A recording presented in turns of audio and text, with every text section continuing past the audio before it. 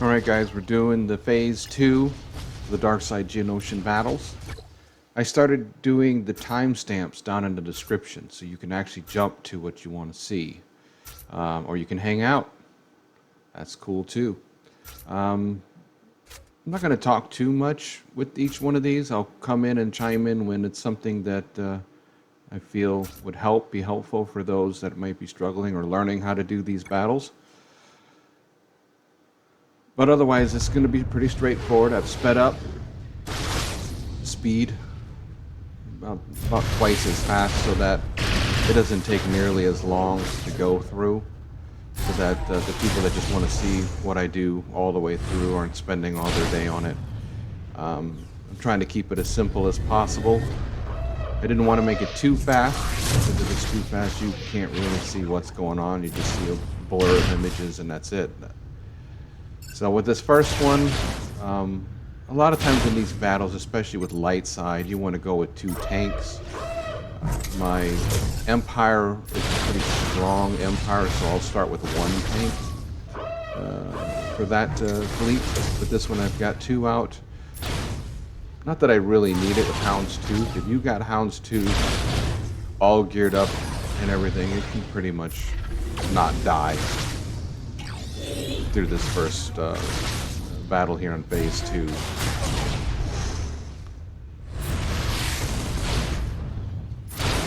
I've had it where Houndstooth was the last ship and there's 3 other ships and they can't kill them. They just, over time I wear them down and do the nuke with the Chimaera. So it's a pretty strong ship if you don't have to put it up.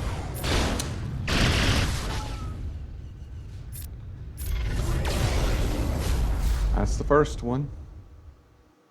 Second one's going to be the Empire. Again, it's a pretty strong fleet for me. I put a lot into my fleets over the last 6 months because in GAC I have 1 Galactic Legend and most of the people that go up against have 3 and 4. So they tend to outpoint me until they get to fleets. I put the Negotiator and the Malevolence on defense, sorry. And a lot of people struggle with that because they put everything and get into Galactic Legends and they don't have a lot else, especially when it comes to fleets. So I usually will make up the difference with fleets. I would say 50% of the time my wins come from fleet alone in GAC.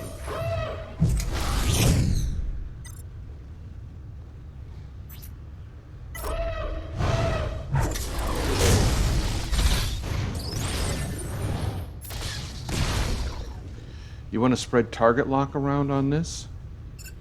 The more target locks you have, the stronger your fleet becomes, especially offensively. And that's because of the bomber's unique. So definitely try to move them around as best you can.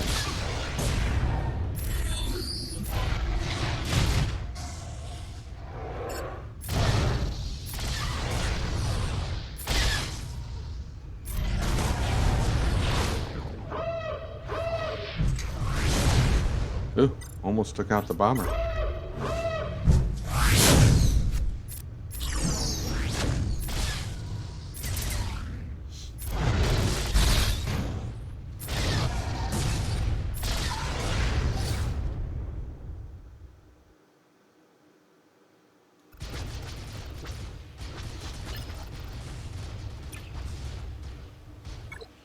This is the Dooku Ventress one. I tend to call in the robot with the droid with Ventress.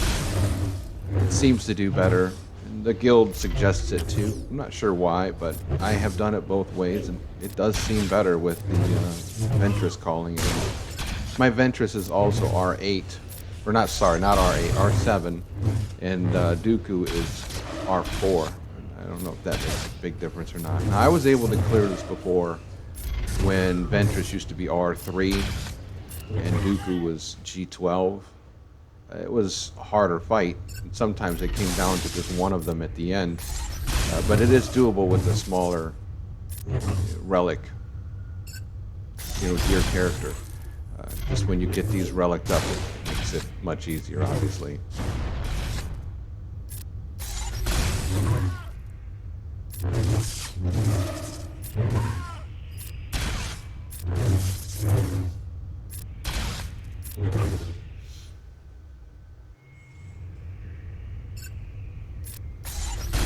As usual with these fights, you want to go through and get the AoEers first, if possible, plus the medics, also the sharpshooters. Leave the tanks and the healers for the end so that you can get your health and protection back, and also to get your abilities regenerated so that you can use them in the next phase if possible.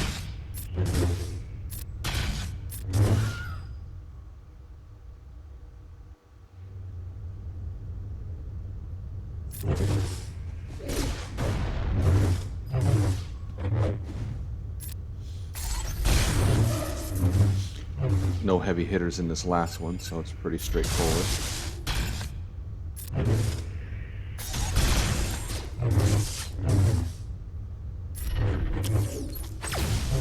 I have not switched any of my mods. Again, as I did on phase 1, I'll put my SWGOH.GG profile link in the description, and then that way you can go see what I have for mods. I don't tend to switch them unless I absolutely have to.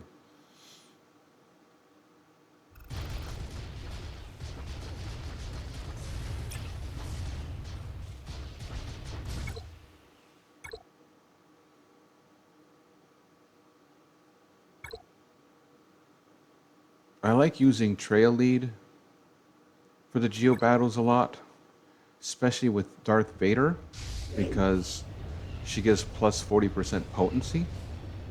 Now, this is the first time I've used Sith Trooper. I just recently got him R3.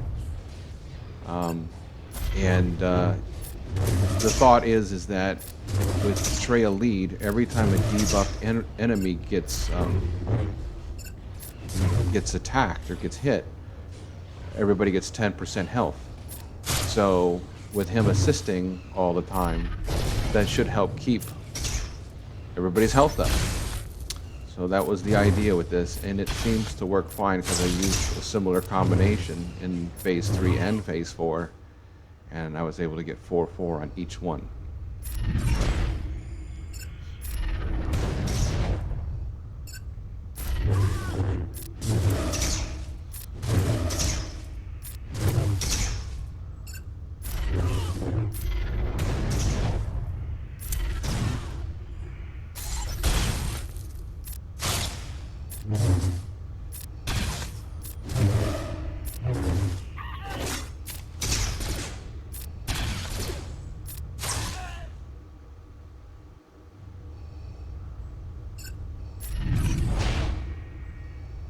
Nihilus's main job in this is to debuff the cooldowns so that they can't use their abilities so quickly.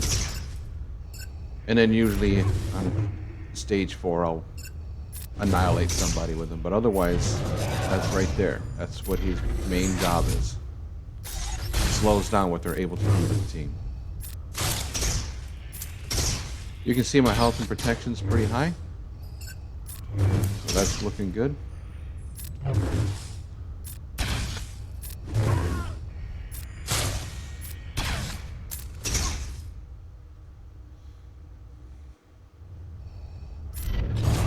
Got rid of that one. That's the ARC Trooper. And I don't like the ARC Trooper, especially the heroic ones. Those can really mess your team up.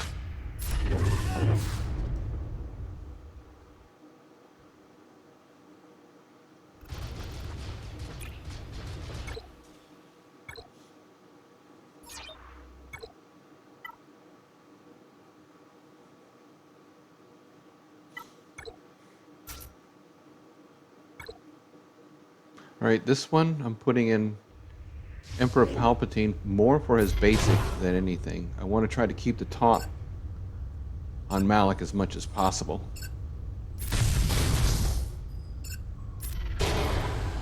I find his stuns, especially in phase 3 and 4, get resisted a lot. So he's not that strong in this. Some people like to use him as a leader, but I've tried that several times. It just never worked out well for me. He gets resisted way too much.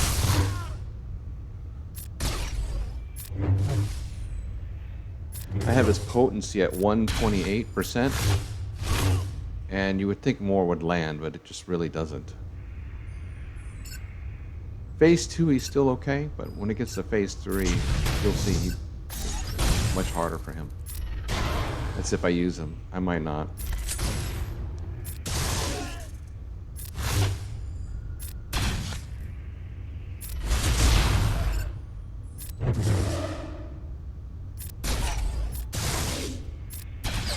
Again, I do a lot of basics when I get it down to these. Just trying to get all my abilities back and stuff. So I'm ready for the next phase. Sometimes in phase 3 you'll have a heroic, so you want to be prepared for that.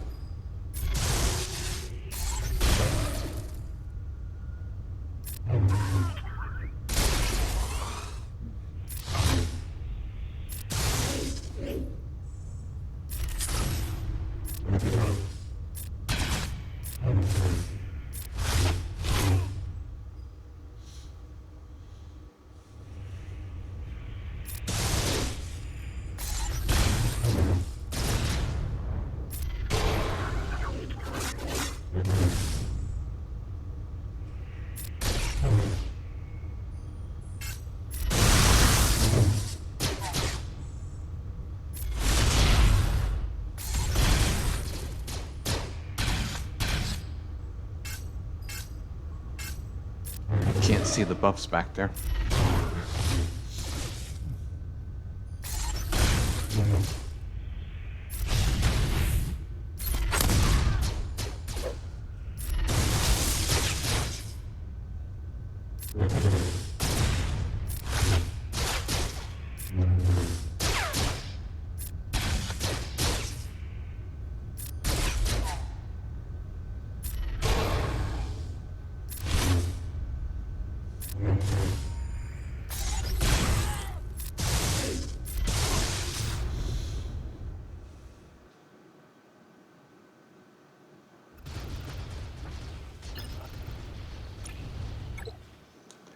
This is pretty straightforward.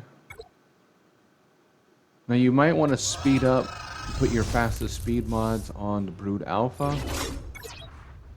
If you have lower relic. My Geos are all R5 except for Poggle, who is G12. I've raised up their relic levels because of the fleet. Again, I put a lot into fleets.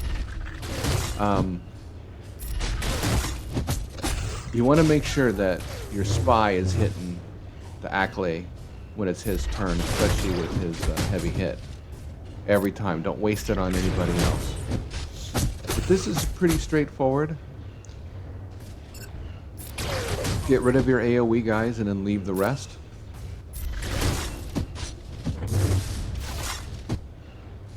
I have failed this mission from time to time, not paying attention to bad RNG. But it's pretty rare, especially right now, with the relic level that my guys have.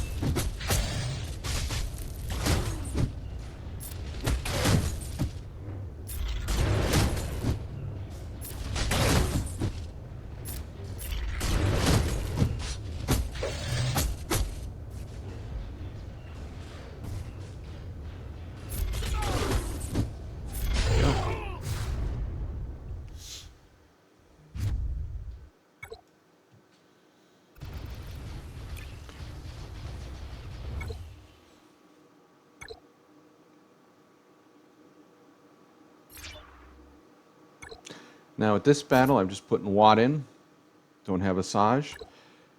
This is still an extremely strong team. The only downside, it's a longer fight. Because without Asajj, you've lost a lot of DPS. But you'll see it works pretty good.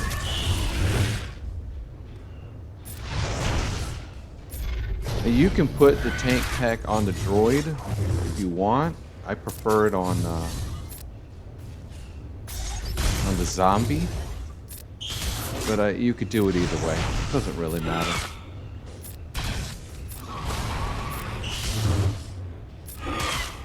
If your zombie's like gear 12 or something, then go ahead and put it on the droid.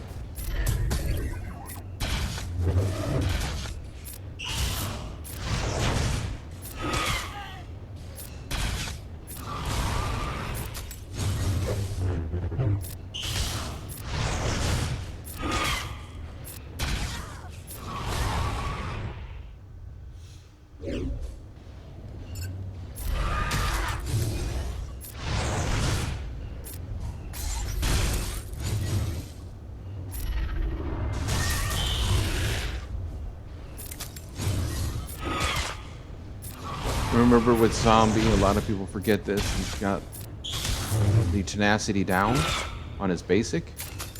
So if you're trying to get to something and it's resisting, especially in phase 3 and 4, make sure you use that. That will help land your debuffs.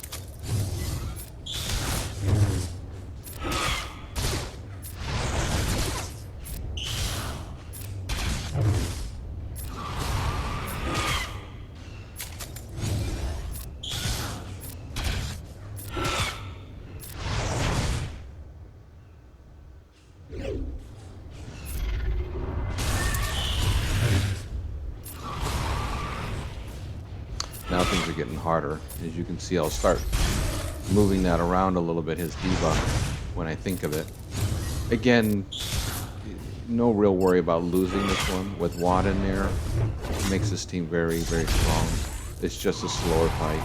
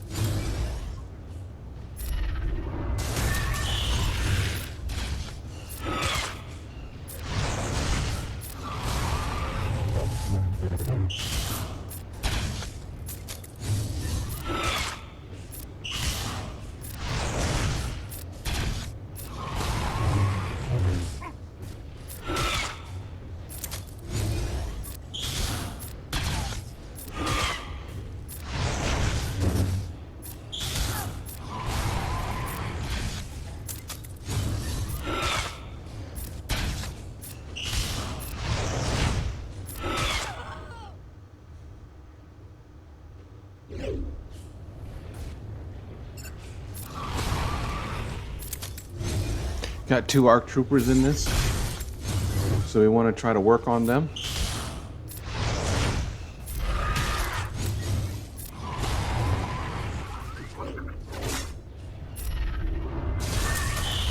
Getting a lot of resistance, so I need to start spreading his tenacity down. That should help.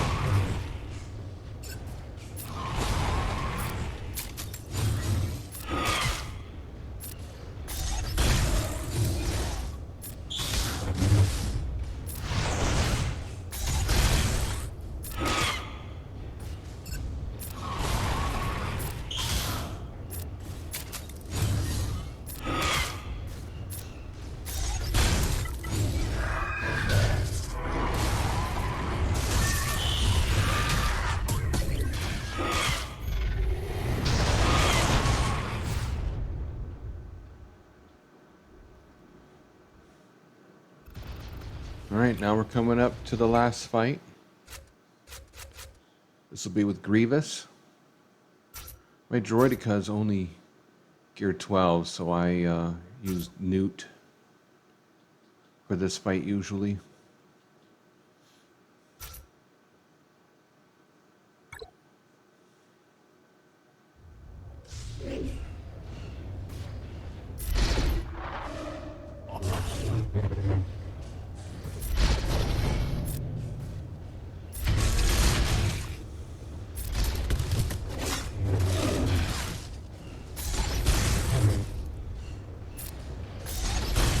Pretty straightforward, this fight, not too difficult. My Grievous is R8.